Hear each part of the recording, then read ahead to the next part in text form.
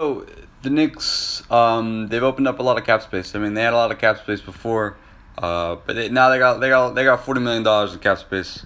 They did this by declining Bobby Portis's option, waiving waiving Alfred Payton and Wayne Ellington, and also waiving Taj Gibson. All these are pretty good moves. Besides the Taj Gibson one, I thought he brought a lot of culture to the team.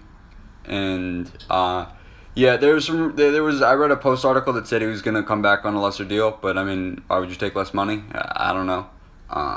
The Knicks also made a little more minor moves. They declined the option on Theo Pinson's deal and Kenny Wooden. Kenny Wooden,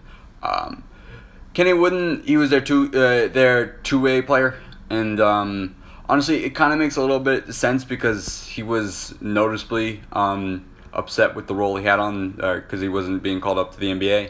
I say noticeably because he said it a lot on Twitter.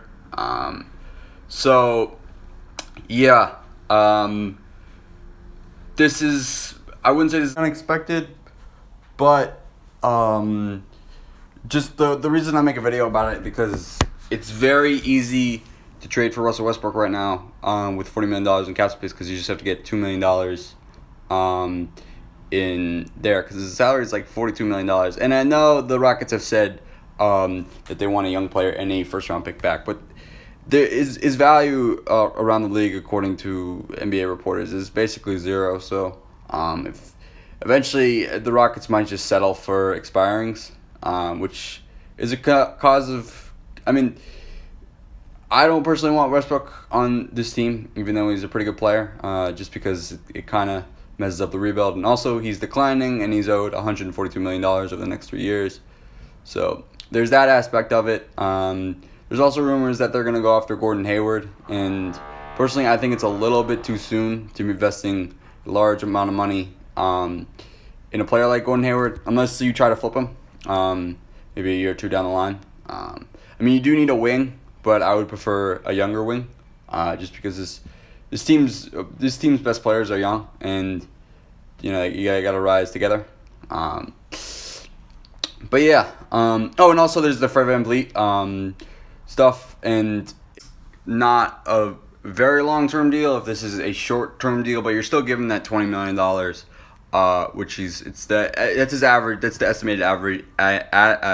estimated average value for him. Or that's what people think he's going to get in free agency. If it's if it's 2 years over $40 million, I don't know why he would accept that, because he probably can get a long-term deal somewhere else with the exact same amount of money per year. But if he ends up accepting that kind of offer, then you got to do it. Wood isn't really an option for them anymore with taking Toppin with them taking Toppin last night. Just because, I mean, they don't really need a power forward. They don't need to spend a lot of money on a power forward. So that potential Knicks target, that doesn't really exist anymore. And yeah, that's really it.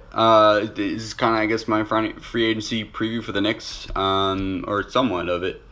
But yeah, like, subscribe, and thanks for watching.